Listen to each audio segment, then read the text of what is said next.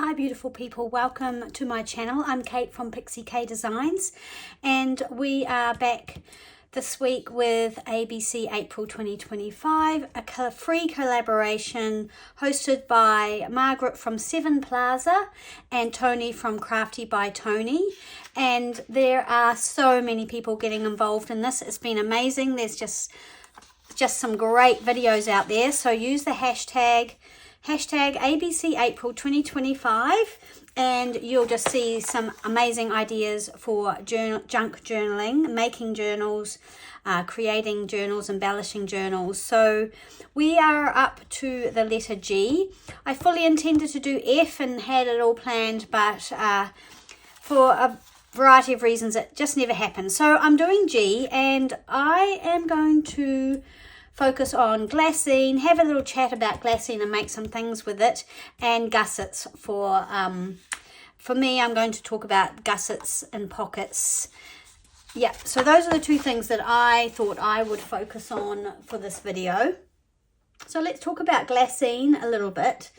So glassine is basically just like it's just paper. It's made with wood pulp that's gone through a certain process to make it look like this. Now this is a vintage glassine bag that I purchased, and it's got like a slightly greeny blue tinge to it. It's got a wonderful crackle, and it's just like really, I guess glassine kind of describes it. It's got that kind of glassy kind of look to it, and it's super translucent really. But it's not, I mean, you can actually buy glassine at art shops. We have an art shop here called Gordon Harris. I know they advertise glassine, so they are still making it. This just happens to be some vintage glassine. So I had a little poke through. I have a drawer where I have sort of my transparent sort of papers. I had this one in there. I think this might be like a grease-proof paper. It's kind of got a waxy feel on one side and not so smooth and waxy on the other. So I think it's maybe a waxed or grease-proof paper that I've been given.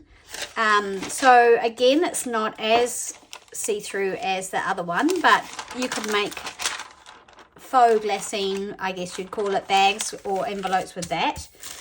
But my favourite place to find glassine is when I'm sort of out thrift shopping or op shopping, as we call it, second-hand goods shopping. I always pick out, if I see some old photo albums there of any description, to check to see if they're the ones with the glassine that protects your photos, because I think that's one of the things this was actually designed for, was to protect artwork. So these two pieces, I know for sure, are taken out of old photo albums. You can see here where I've torn them out. I haven't necessarily kept the photo albums, depending on what they were for. So I keep that, and so that's where I get my glassine from if I want to use it. In my journals, I don't generally put it in as pages, but you could put in a glassine page. And it would look really cool if you put it over something and you could see the picture through it. I have used it when I've made handmade window envelopes. I've used it as the window. I really like that look as well. But I'm going to make a paper bag out of it. And I don't actually want to make a bag as big as this. These bags, what I often do with these, if I'm going to use them, is I actually take them apart and make two smaller bags or make an envelope. But let's make a bag.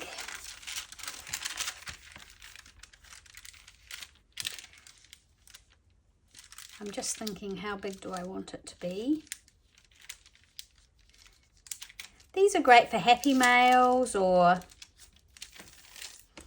just putting as a floating pocket in your journal.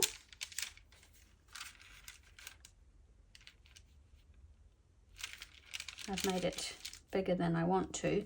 When you're making a bag, you don't have to have it join in the middle. As you can see, this bag has got its join right over to one side, and that was actually what I was trying to achieve with this. So I might actually tear this little bit off here. How is everybody today? I hope you're well. Hope you're enjoying this collaboration. There's so many cool collaborations going on at the moment. I mean, obviously I don't know of all of them, but the ones I do that do come to mind are obviously this one, which I'm involved in, and anyone can be involved in this. You just do use the letter of the day on that day, obviously, and you can post on Instagram. You can do it like just a post on YouTube. You don't have to do a video. You can just put a post up, and you just use the hashtag ABC April 2025, so that Tony and Margaret can see your videos and they can pop you into the playlist, or you know, just see who's going. I know they're making a real effort to watch and comment and interact with everyone who is taking part.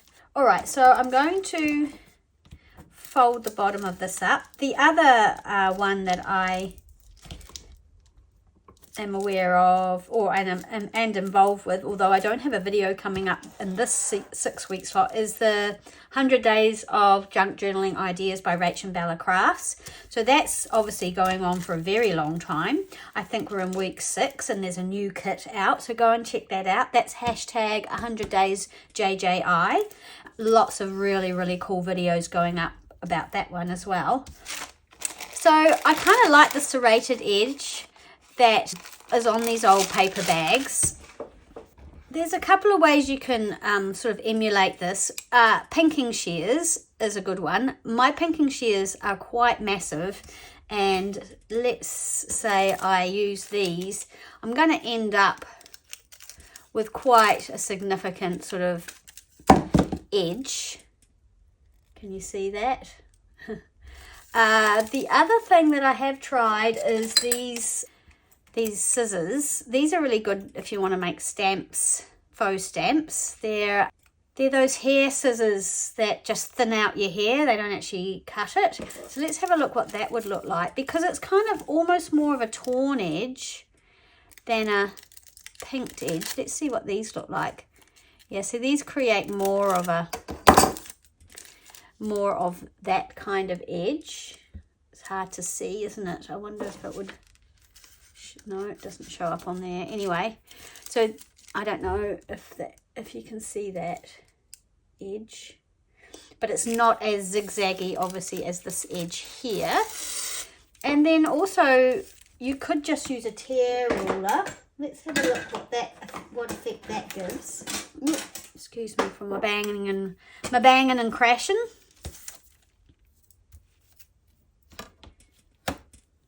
I'm just using the scrap. Let's have a look.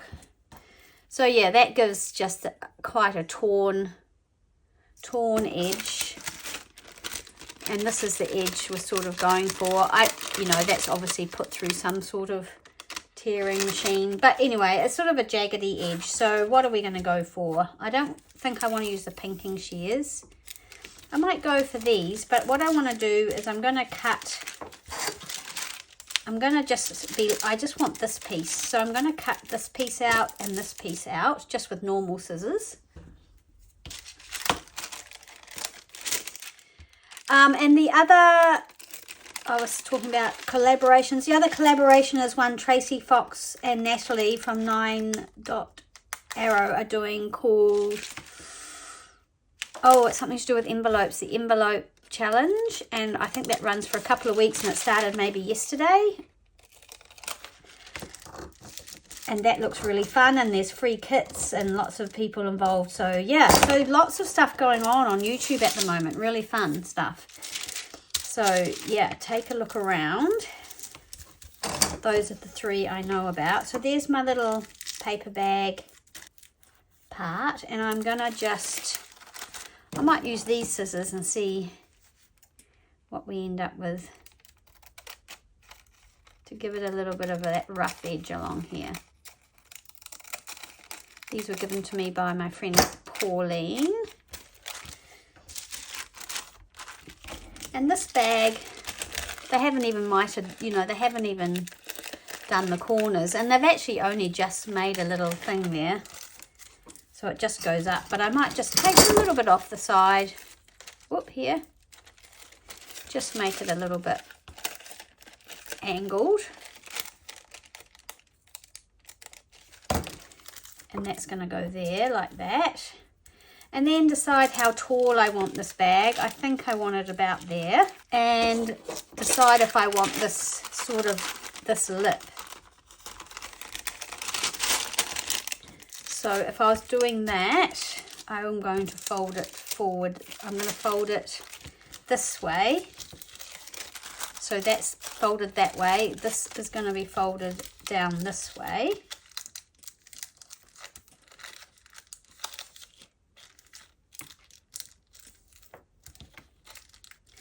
And I guess I should try and make it sort of straight.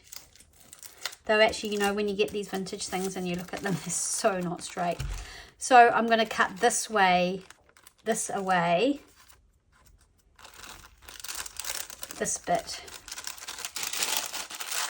Let me just get this right. Yes, I want to cut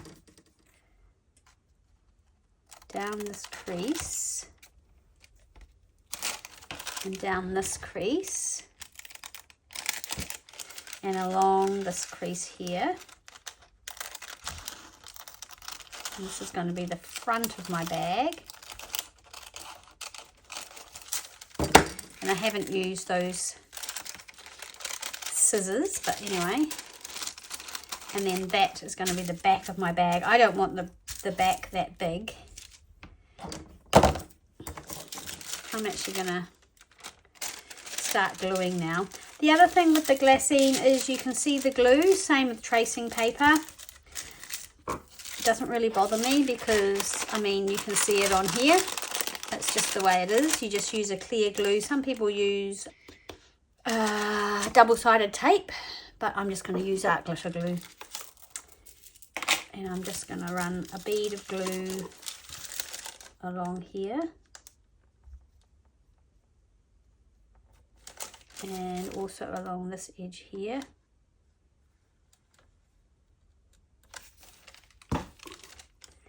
I'm just going to smudge it a little bit with my finger to make it a little bit less obvious. But again, if you look at the old things, you can see the glue marks.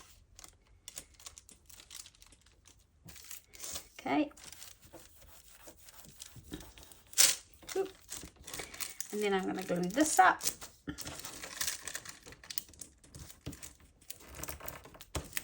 Just going to put some glue along here. Not worry too much about where it goes. Just make it look like an old bag. An old bag. There we go, looking good. And then I'm going to cut along here. Just want a little bit of a spot along there. And you know me, I'll try and get it straight. So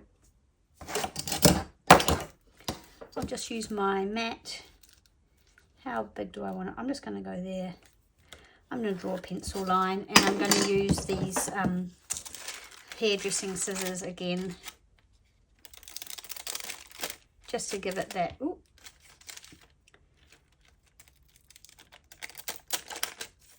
that kind of jaggedy thing. Ooh.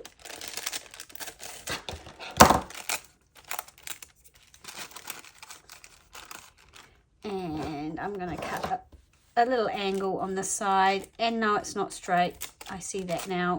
It's okay. Ooh. And there you have your little glassine bag. And you'd never know that because the glassine is old, because it's out of one of those old albums. And I mean, it's not. It's vintage, but it's probably not antique. I can't remember where I got them from. I have got some quite old photo albums. But putting, say, a tag or something in here looks really nice because you can see the image through the bag. But also packaging up things for people is really nice in these as well. You can fold your bag down and store some things in there and give it away to people. So I really like those. What else could we make? I'm going to make a little envelope. And I'm going to take this apart. and use this glassine. So as you can see, it comes apart really easily. I think this one, this seam down here doesn't come apart quite as easily.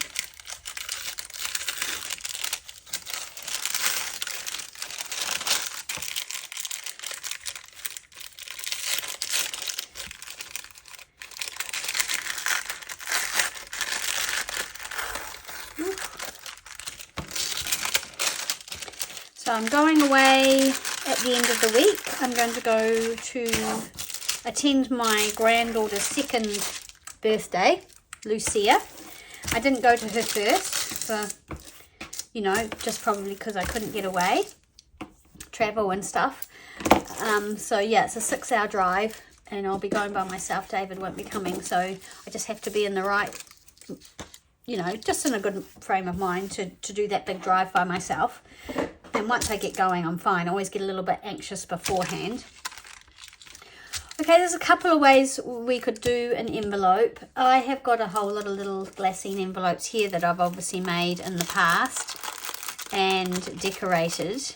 And I'm pretty sure I've used the envelope punch board for these. Oh, that's actually a purchased one.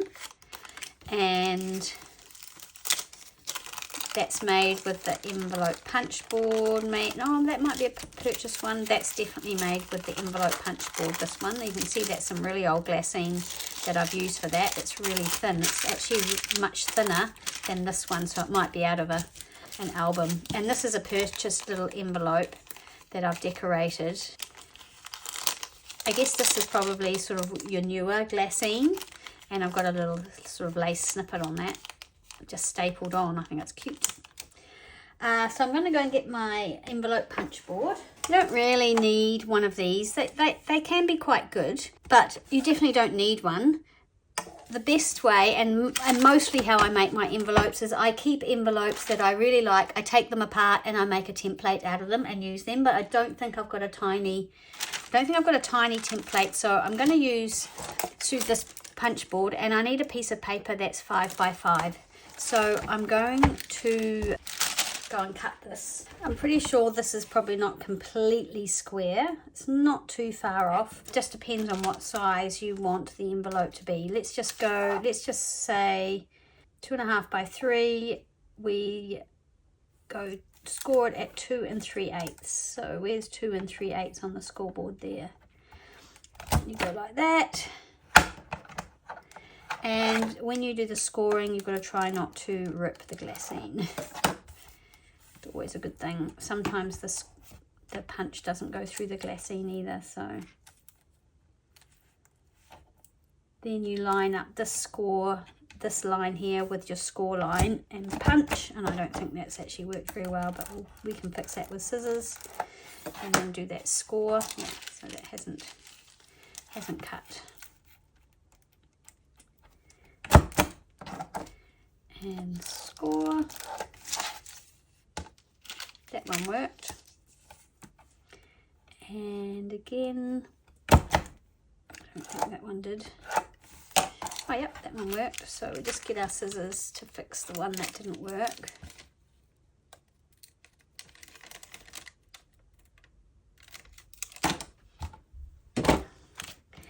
And there we have our little glassine envelope.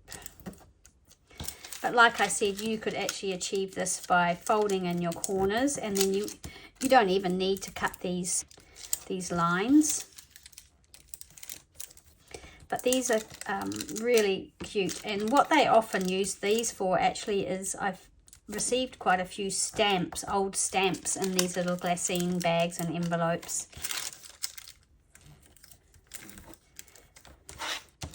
But yeah, these are great, again, for tucking in a pocket. You can put little dried petals in them, or yeah, postage stamps, or wax seals if you want to include just little extras in your journals. I'm just going to fold this down a little bit. And again, it's not completely straight, I'm aware of that. It looks a bit skew-with. That's okay, I'm going to glue it anyway. going to glue that down. Oops. That's definitely not straight. Okay, and I'm going to glue here and here. Here and here.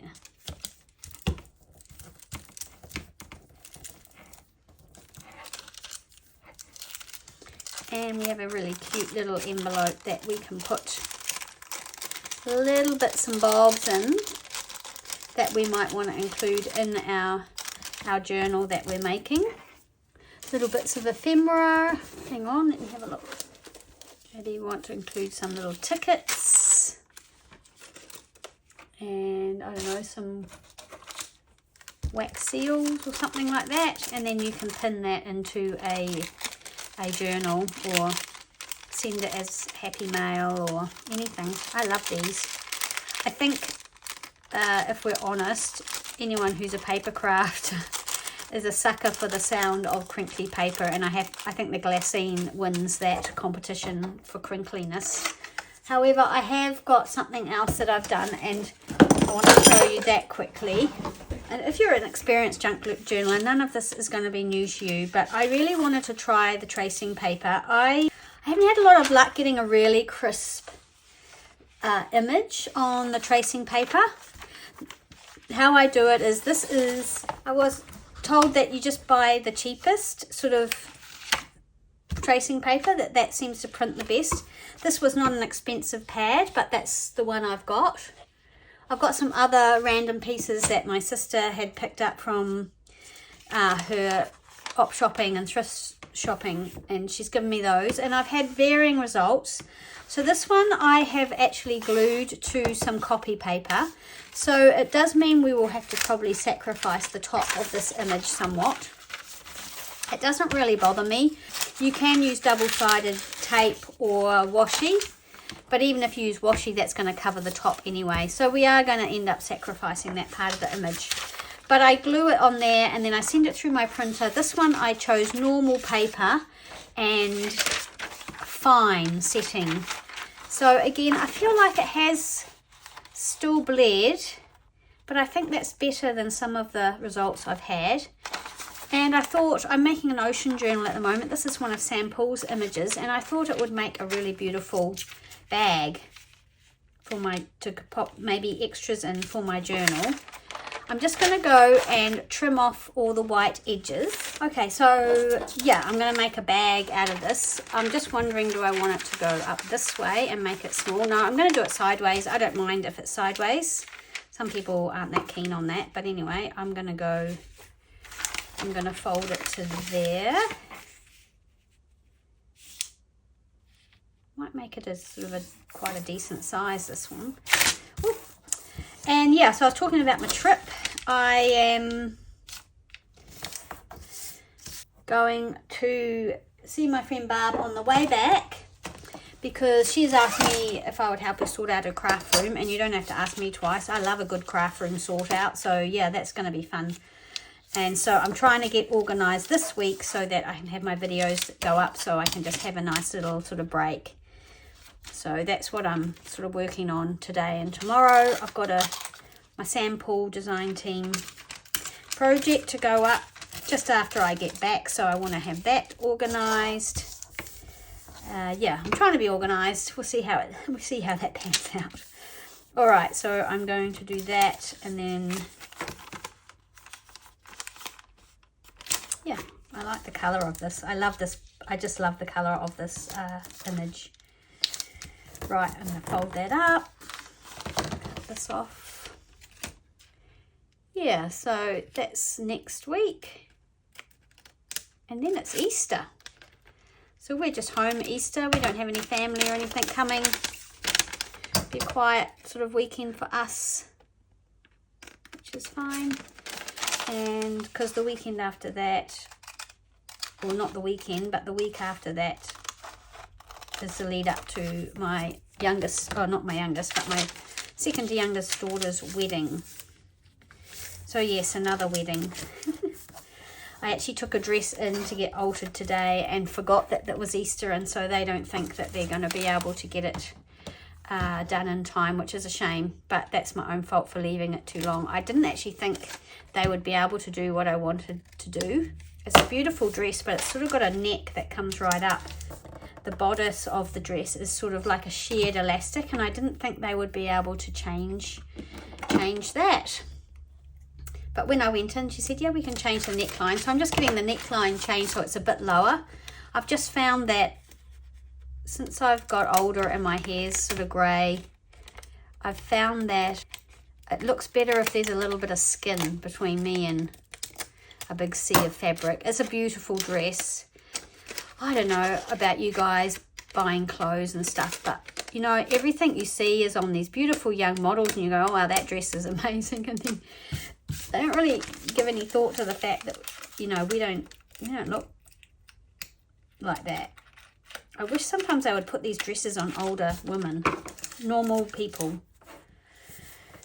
Okay, yep, I like that. So that's that. And what height do I want it? I think I want it sort of about that height. So what I'm going to do is I'm just going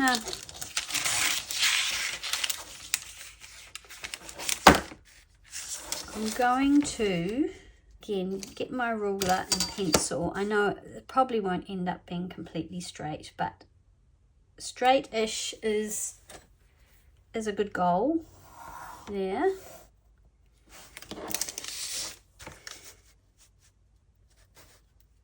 Will match. And I'm just gonna, is that the bit I want to cut? Yeah, I think so. Anyway, I'm going to use these scissors and there and there. Well, this is good because I don't often use these scissors. Sometimes I forget they're sitting there in my little Winnie the Pooh mug on my desk with all my other tools. Ooh. Ooh. They're kind of good if you want to make a serrated, what do you call it, tearable edge, aren't they? Okay, let me just go to there.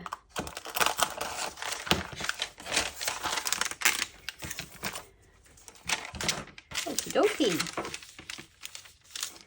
Right, I'm going to glue this. So I just broke the pin trying to get that out of the steel tip, which is very disappointing because that was made for me.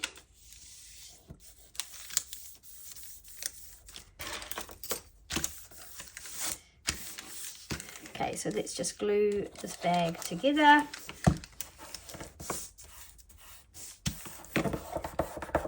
Let's have a look at that other one we made and have a look how bad the glue marks are. See, I don't think, I actually totally like that. I think it looks really genuine having a little bit of a smear of glue on there. And I don't think this one's going to be, I didn't rub that with my finger, so we'll see what the difference is. Right, and I'm just going to sort of angle that. Look at me, I'll try and make it the same on both sides this time. And then I'm just going to go along the top here, just to give it a bit of a, little bit of a trim, so it's got a bit of sort of that textured edge to it. There you go. And actually I've done that round the wrong way, but that's okay. Probably should have, this should have been the front of the bag, but it doesn't matter. I can change that by just making it shorter if I want to. Okay, so there we have cute little glassine things that you can put in your journal. So keep an eye out for old, photograph albums, so you can harvest the glassine and just have it there if you want to make some bags, or you can buy them probably on Etsy and stuff like that, and a lot of people have more access to that than what we do. Or just use your tracing paper and print them. I've got some more here that I've made. So this is on a heavier tracing paper, it might even be on vellum. Super pretty. Another one here, and that's using the pinking shears. Again, really pretty, just not a super crisp. I don't know what it looks like to you guys, but it's not a super crisp. Oh my gosh, why am I all the way over there? Super crisp printout. Another one here. I think this is vellum, or it might, actually this one might just be a really heavy tracing paper that I have. Yeah, I mean, I love them. I think they're cool. I don't know why I've got them stuck in a drawer. I should be using these. That one's really super pretty. Love that one. Another one. These are all ruby and pearl images, I'm pretty sure. Oh, and here's another one with that same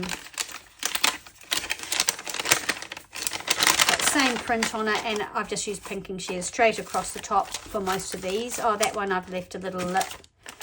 That one's torn. Yeah, so really, really fun, really cool. So that's my little stash of faux and glassine, proper glassine bags and an envelope. Okay, now I want to talk about gussets. So a gusset, as far as I know, and is what I think of as a gusset, is that little bit of paper that you put into something to give it more room inside. So this one's got sort of like almost a double gusset, so it's almost accordion, and it just expands that envelope a little bit. A lot of pockets that we make in junk journals are just glued on 3 edges, and you pop something into them, right? And that saves bulking up your journal too much, but it also means that you can't put as much in the pocket. There's not as much room because your glue makes the pocket smaller, but also it's more prone to tearing, and that's what I find. And I as a general rule would put gussets on my pockets. So let me just have a look here. I'm just going to use these because I've got them on hand and I've printed them out. So maybe you want to make something that's a pocket. Again, this is for beginners. This is not for seasoned junk journalers. Here's my image. I can make this into a gusseted pocket without making separate gussets. So basically what you do is you fold in your excess piece of paper. So if you think ahead and you think, oh, well, I'm going to make this into a pocket, I'm going to leave these edges on, I'm going to fold them over, and these are printed on cardstock, so they're quite heavy. So we've got these two pieces on the side that are going to mean that this pocket has all that room, whereas if we glued it here, we're going to have only we're going to have a lot less room in the pocket, sort of sideways, widthways, but also, you know, just it will be pulling on the page that it's attached to. So you don't even need a scoreboard, although for this one, this little bottom bit, I'm going to use a scoreboard. Again, another tool you don't need, but on the back of this scoreboard is this envelope template thing. I have to be really honest with you, I don't know how it works. I haven't tried it and I don't know how it works. So I don't use that because you can make envelopes without such a thing. Okay, so I am going to score along the bottom of this piece here, just to make it easier for me to fold this under. Ideally, maybe we would want a little bit more to fold under, but I'm just using what I've got at this stage.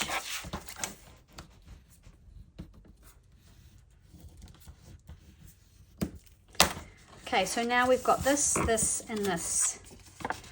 If this was paper, I would fold this under and make that stronger, but because it's cardstock, I don't need to, so I'm actually going to cut this off at the top.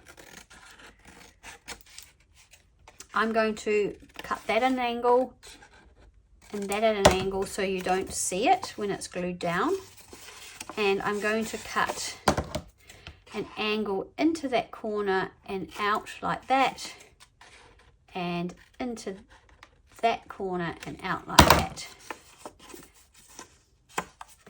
So now I have a gusseted pocket. And as people I've heard say, it gives you more real estate in your pocket. So your pocket goes right up to the edge. And if it's pulled a little way from the page, these are going to give, so it's not going to tear. So I really like making my pockets like this. I think it is a really good way to do it, but other people sometimes say, well, it adds even more bulk to your journal, so just gluing it on like that all around those edges is a way better way to do it. So I do both depending on what's going in it, how bulky my journal is getting, how fragile the page that I might be attaching the pocket to, and do I think that might rip if someone's taking something in and out of it, and also how fragile the piece of paper I'm making the pocket out of. Okay, so that makes a really beautiful pocket. A lot of people make a divot in pockets, like a they use a punch, like a circle punch, and pop this in here like that. I don't tend to do that. I don't know why.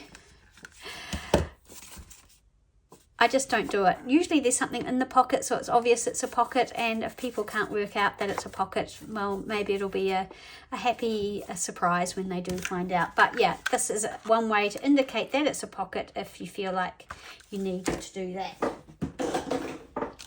Okay, so what if I wanted to make this into a gusseted pocket? How would I go about doing that? I'll show you. So I'm just going to use this coffee dyed, photocopied paper. So all I'm going to do is make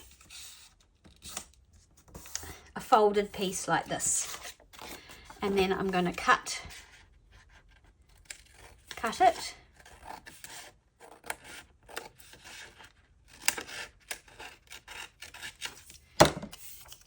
So I have a piece of paper that's about just over an inch, and I've folded it in half.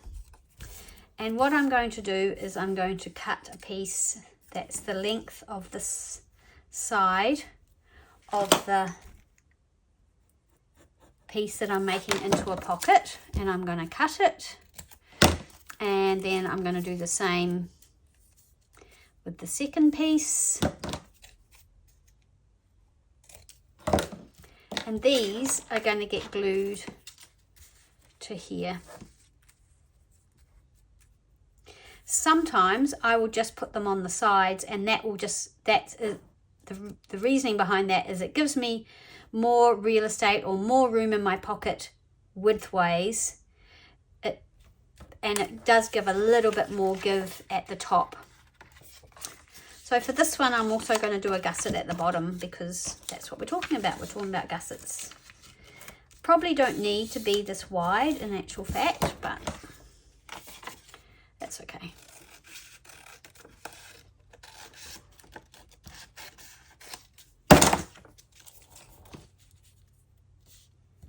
Okay, and then I'm just going to fold that over. Haven't done one of these for a while actually, with the full gussets. So I'm going to do my little angles now, and I'm actually going to make this one a little bit shorter there, and this one I'm going to angle that way. Doesn't need to be much, it's just so it doesn't show around over the top. I'm going to make that a little bit shorter. And this one is going to go here now. So I'm going to put the bottom one on first. Let's just see if this works, shall we? As you can tell, it's been a while since I've done one with all of the gussets. I'm going to put the bottom gusset on.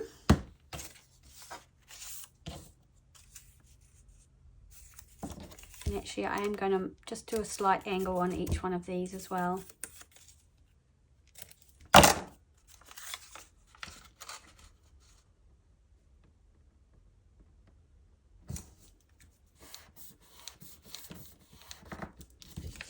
And again, you really want this well glued down, because you don't want anything catching in your pocket, because then you've kind of defeated the purpose.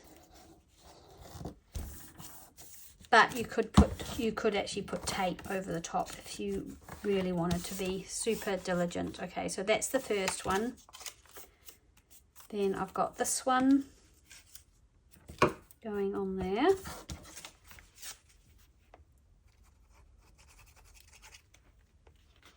as you can see, the folding in of the edges, like on, say, maybe here, cutting it out so you've got edges, is a simpler way of doing it. However, if it's made of cardstock, this is a much lighter paper that I'm using to make these gussets. So again, it won't be as bulky, because often we're trying to save on bulk. Okay, we have issues with art glitter glue. Okay, for the sake of the video, I'm going to use some glue stick because I have issues with my glue bottles. All right, and I'm going to glue this one in here on the side, just making that so it comes, I don't really want it to show, so I'm going to pull it back there, maybe not that far. Okay, so we've got that one, and then my other one that I made. Put some glue stick on that one, just on the side that's going in there. Match that up. Okay, so now we've got our little gussets on here. We want to think about when we're sliding something into the pocket, we don't want it to hit anything. So the bottom goes up and these gussets go over the top. The side goes over the top of the bottom one. All right. Now, again, I'm going to just cut these on an angle.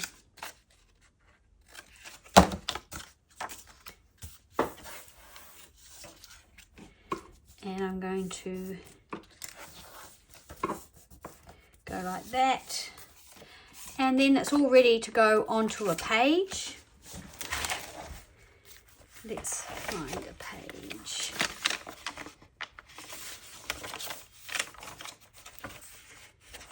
Go. So this is the one we just folded. You would glue, obviously,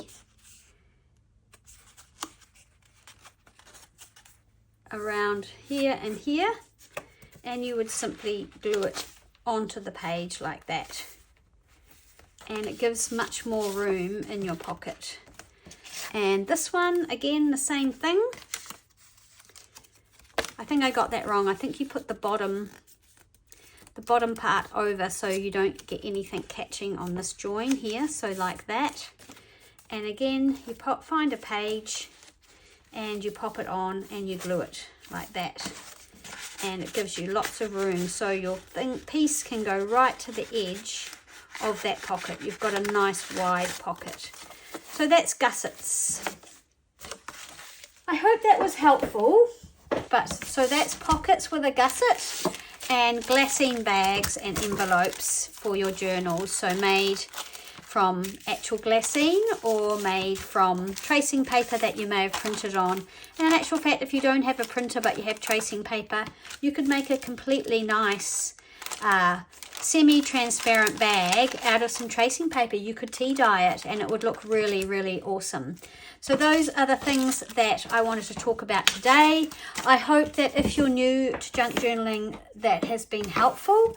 I really appreciate you watching. I hope that you'll follow the hashtag and go and see all the amazing things and ideas that people have been having. I really want to thank you for hanging out with me today, and I'll see you again soon in the next video. Bye.